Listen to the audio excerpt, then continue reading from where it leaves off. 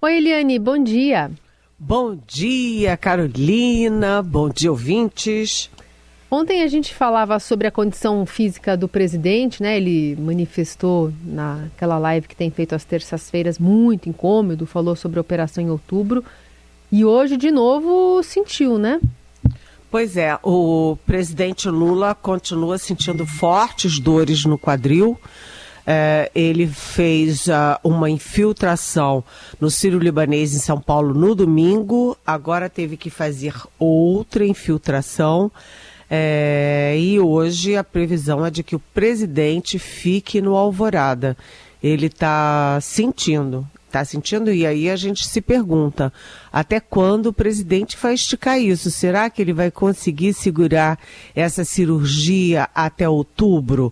Porque são longas viagens de avião, né? Ele está previsto ir antes da cirurgia até a África, né? Um voo longo até Joanesburgo, na África do Sul. Depois ele quer sair de Joanesburgo e ir para Angola para acordos bilaterais. Enfim, não é simples alguém que está com tanta dor. Então ele hoje fica no Alvorada, não despacha no Planalto e eu tenho a impressão que esse dia vai servir também para a avaliação melhor sobre o prazo da cirurgia do presidente Lula. Ele está muito interessado nessa viagem à África porque é uma cúpula dos BRICS, Brasil, Rússia, China, Índia e África do Sul. E por que é importante? Porque a Rússia do Putin faz parte dessa cúpula. O Putin não pode ir, porque o Putin está com um pedido de prisão internacional. Se ele sair da Rússia, ele corre o risco de ser preso. Mas, certamente, ele enviará representantes de alto nível da Rússia, e vai discutir, claro, a questão da guerra da Ucrânia. Isso é muito importante para o Lula, que desde o início se coloca ali como um dos mediadores ou um dos articuladores de um grupo pela paz. Aliás, uma outra notícia importante é que a presidente do BRICS, que é a Dilma Rousseff, tem a reunião marcada com o Putin.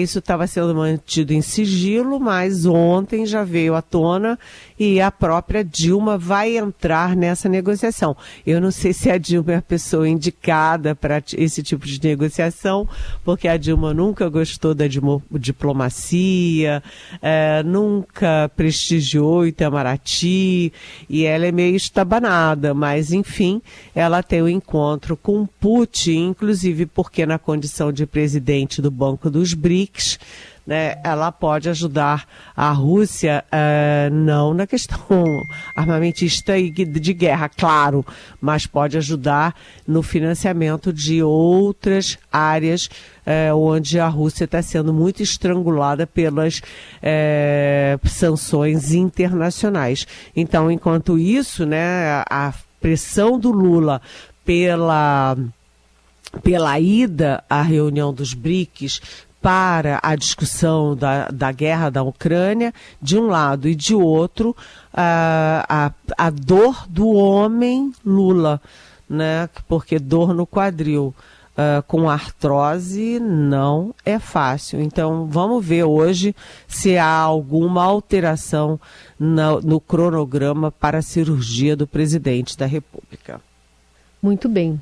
Eliane, presidente também disse que não considera que donos de clubes de tiro sejam empresários. Também disse que é preciso fechar a maioria desses estabelecimentos, numa manifestação bastante veemente ontem na live. Vamos ouvir um trecho.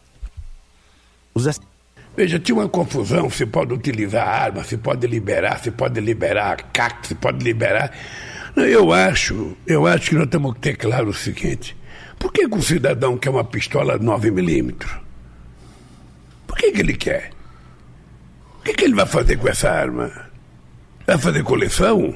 Vai brincar de tiro? Porque no fundo, esse decreto de liberação de arma que o presidente anterior fez era para agradar o crime organizado. Porque quem consegue comprar é o crime organizado e gente que tem dinheiro. Pobre trabalhador não está conseguindo comprar comida, não está conseguindo comprar o material escolar do seu filho, não está conseguindo colocar um brinquedo que o moleque precisa no Natal. Então como é que as pessoas que trabalham vão comprar fuzil, vão comprar rifle, vão comprar 10 pistolas, 12 pistolas, 15 pistolas? Que diabo é isso? As pessoas querem comprar carne, as pessoas querem comprar óleo, querem comprar cebola, querem comprar, sabe, coisa para comer. As pessoas querem comprar coisa para escrever, querem comprar livro, as pessoas não querem violência. E aí, Eliane? Pois é, eu, aliás, concordo com o que o presidente disse, né? A prioridade do brasileiro hoje é ter comida na mesa para ele e para os seus filhos, né? Concordo com ele, só que o presidente está abrindo uma guerra com uma bancada muito importante, que é a bancada da bala. Quando ele diz que tem que acabar com o clube de tiro, né, ele defendeu que clube de tiro só deve ser para Forças Armadas e para as forças policiais. E tem que acabar com o clube de tiro, ele vai mexer não apenas com a família do Bolsonaro, porque todos os filhos do Bolsonaro são obcecados por clube de tiro, né? Tem várias imagens do Eduardo Bolsonaro em clube de tiros, por exemplo, né? Mas não é só com a família Bolsonaro. O Lula está mexendo no vespeiro, que é a bancada da bala da Câmara dos Deputados, principalmente. A bancada da bala, gente, tem 264 deputados. 264 dos 513 deputados federais. Ou seja, tem metade da Câmara dos Deputados. E o Lula tem pela frente votações muito importantes. Na própria Câmara vem aí agosto e vem aí a volta da discussão sobre o arcabouço fiscal. A Câmara aprovou o arcabouço fiscal, mandou para o Senado desfez o que a Câmara tinha feito, repôs o projeto na forma original que veio do Planalto, do governo, e agora a Câmara vai se manifestar de novo. Ou seja, o Lula, enfim, está brincando não só com armas, mas está brincando também com fogo. Vamos ver como é que fica esse embate, porque a reação a isso vai ser forte.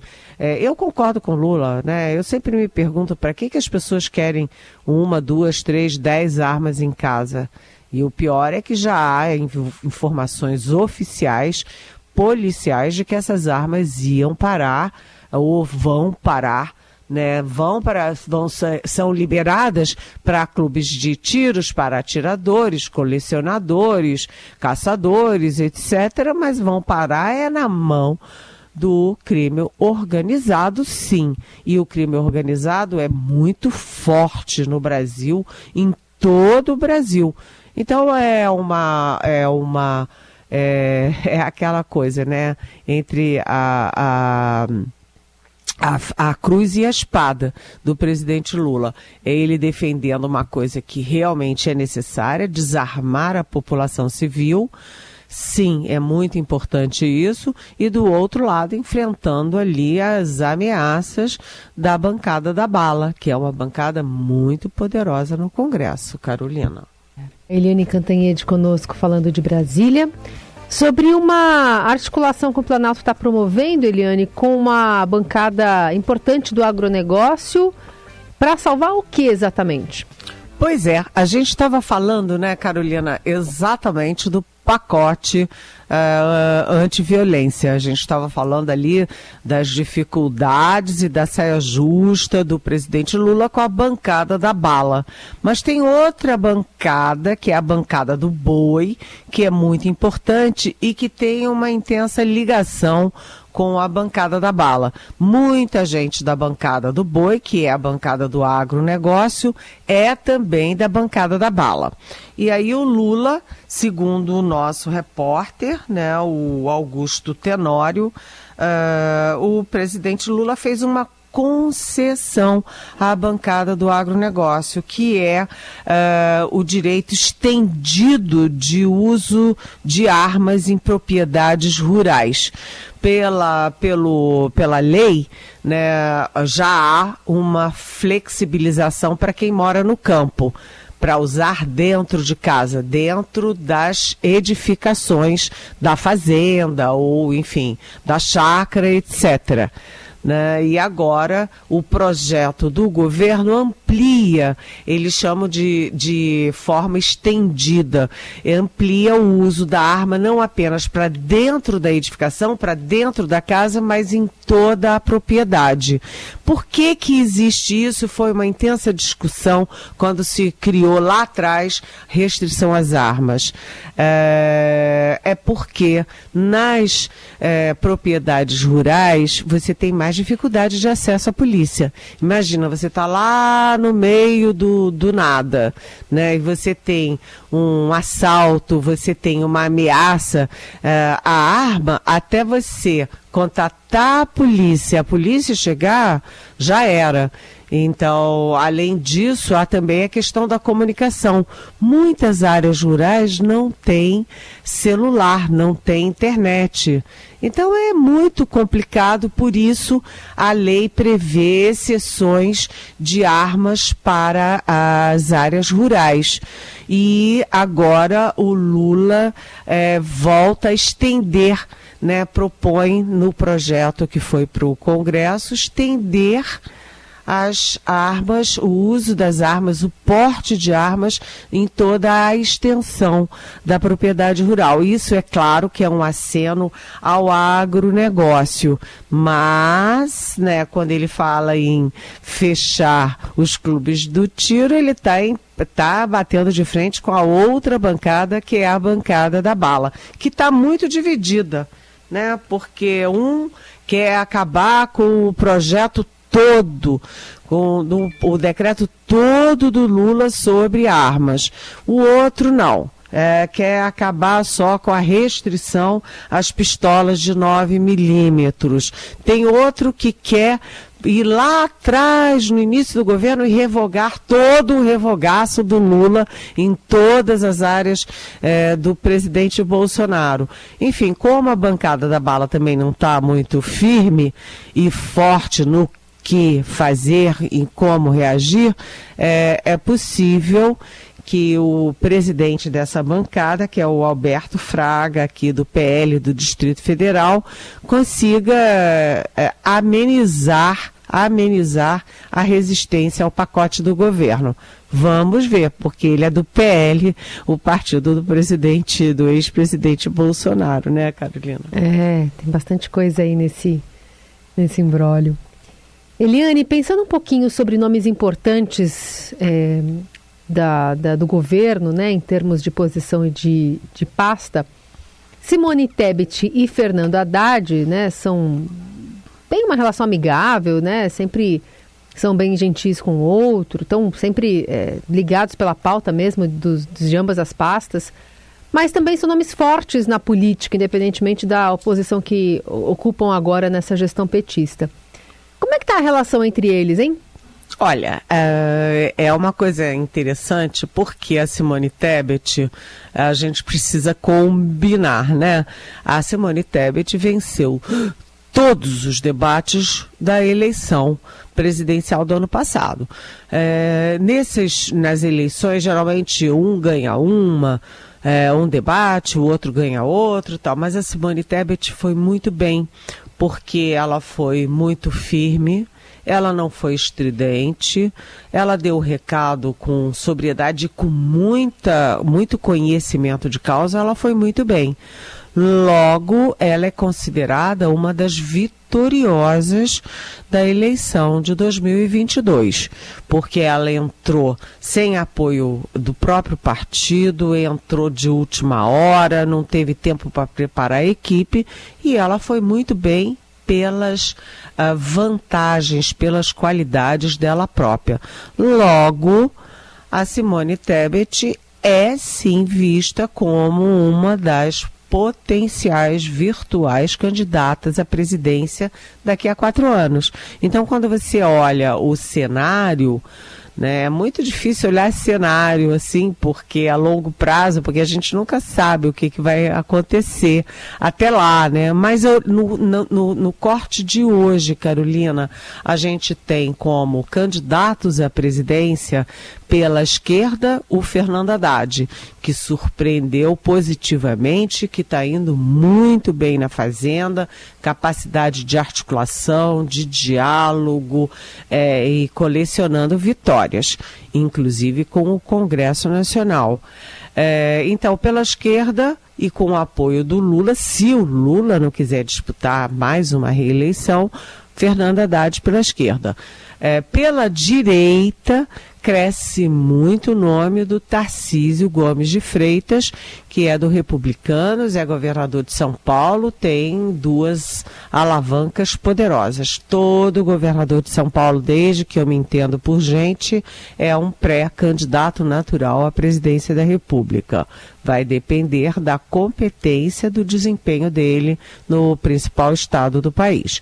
E pelo centro, que ficou muito a descoberto em todo o debate de 2022, você tem a Simone Tebet. A Simone Tebet é um quadro político muito respeitado. E aí, como é que fica a relação de Haddad e Simone Tebet? Em público são muito gentis, ela é muito, vamos dizer assim, ela nunca busca protagonismo nas reuniões em que estão os dois, ela sempre deixa prioridade para ele, deixa ele falar, mas todo mundo olha a cena e vê que a Simone está se preservando para o futuro. Ontem a Simone Tebet teve uma audiência exclusiva com o presidente Lula, o que não é trivial, porque todas as vezes que a Simone foi ao Palácio conversar com o presidente, ela foi nas reuniões da área econômica, inclusive com o próprio Haddad, com a Esther Dweck, que é a ministra da Gestão, e ontem ela foi sozinha. Eu adoraria ser uma mosquinha para poder saber o que Lula e Simone Tebet conversaram. Mas uma coisa a gente já sabe, a Simone está tentando preservar o IBGE nas mãos dela. O IBGE que é super importante para o Ministério do Planejamento, mas o PT está de olho e já tem até o nome, que é o do economista petista Márcio Portman. Agora tem o seguinte, Marcos Portman. Agora tem o seguinte, né? Ninguém comentou em público, mas hoje eu já li na imprensa, eu não tenho informação diretamente, mas li na imprensa que o Lula falou claramente para Simone Tebet que quer o Portman no IBGE. E isso enfraquece a posição da Simone Tebet no governo já no primeiro semestre ou no início do segundo semestre do governo Lula, né, Carolina? Bom, Eliane, a gente está repercutindo aqui, a gente repercutiu inclusive mais cedo uma determinação do ministro Alexandre de Moraes, ouvindo aqui em São Paulo o subprefeito da Sé, o coronel Álvaro Camilo, avaliando que a decisão do Supremo Tribunal Federal sobre vetar a remoção compulsória de moradores de rua em todo o país como algo que veio a fortalecer tudo que já é feito aqui em São Paulo na política de atendimento às pessoas em situação de vulnerabilidade. Vamos ouvir um trechinho do que ele disse mais cedo aqui para a gente. Essa decisão do ministro, ela vale para o Brasil inteiro e, no caso de São Paulo, principalmente da Prefeitura de São Paulo, ela só veio a fortalecer tudo que é feito em São Paulo. Nós atendemos plenamente, nós estamos plenamente aderentes à decisão que foi feita. Aqui acontece exatamente como foi falado e até mais do que se saiu na decisão. Aqui nós, por exemplo, comunicamos sempre, até publicamos em diário oficial os lugares que vão fazer zeladoria. Sempre antes da zeladoria existe uma abordagem social, que é o que está sendo falado muito na decisão. Aqui sempre o Amparo SP, os agentes da área social fazem abordagem, oferecem acolhimento e deixar bem claro para todos que nos escutam, né? Nós não retiramos pessoas das ruas de maneira nenhuma. nem as pessoas em situação de drogadição, né? Que dirá as pessoas em situação de rua, que são dois públicos diferentes. Nós oferecemos acolhimento e se elas não aceitarem, elas permanecem na rua. Na Praça da Sé, por exemplo, nós temos lá pessoas em situação de rua, elas não saíram de lá. Aliás, não impedimos nenhuma circulação e nem distribuição de comida, nada do que vinha sendo feito. A gente simplesmente oferece acolhimento e muitos têm aceitado. Tem um trechinho da resposta. É uma decisão do ministro que proíbe o poder público fazer aquele recolhimento forçado de bens e pertences, assim como a remoção e transporte compulsório de pessoas em situação de rua em todo o país. É um documento que também afirma que a situação impele o Poder Judiciário a intervir, a mediar e promover esforços nessa estrutura de enfrentamento às mazelas. E fala também especificamente em São Paulo, a gente tá tendo aqui, Eliane, uma prática da Prefeitura de colocar gradis em algumas praças e tal. A retórica da Prefeitura é que está fazendo ali a zeladoria e se não tem essas grades as pessoas acabam dormindo ali, prejudicando o trabalho da Prefeitura. Mas o secretário também disse que não entende isso como uma arquitetura hostil, que é uma menção que faz nessa medida o ministro Alexandre de Moraes. Queria te ouvir sobre essa determinação nesse contexto de inverno em que as notícias sobre moradores de rua acabam também ganhando mais destaque. Olha, Carolina, essa é uma questão muito, muito complexa, né? Porque você tem, evidentemente, a Cracolândia, as pessoas que são viciadas, isso é uma questão de saúde e uma questão de saúde pública, né? As pessoas jogadas nesse frio horroroso nas ruas. Eu acho que o Alexandre, eu não sou especialista nisso, nunca estudei, nunca me aprofundei nisso, mas que o Alexandre de Moraes levou em conta os procedimentos considerados pelas autoridades internacionais, porque isso não é um problema exclusivo do Brasil. Até os Estados Unidos, né, que tem uma situação econômica muito, muito superior à brasileira, você nas grandes cidades, você vê gente jogada na rua. E a maioria das pessoas lá é exatamente por excesso de drogas, né? Então é muito complicado, mas a própria medicina, os próprios especialistas dizem que não adianta você obrigar as pessoas a sair das ruas, porque se a pessoa não está convencida de que precisa se tratar, olha, não vai dar em nada. O máximo que vai acontecer é ela fugir e voltar para a rua. Portanto, é uma situação super delicada, porque envolve o direito da pessoa de ficar na rua, se ela preferir ficar na rua, mas também envolve o direito das pessoas que moram nas vizinhanças, que se sentem ameaçadas o tempo inteiro pela violência, pela sujeira, enfim. É uma questão muito, muito complexa que o Brasil nunca enfrentou devidamente. Precisa enfrentar. Precisa enfrentar do ponto de vista jurídico, policial, mas principalmente humanitário e de saúde pública. Não é possível você continuar com uma situação desastrosa.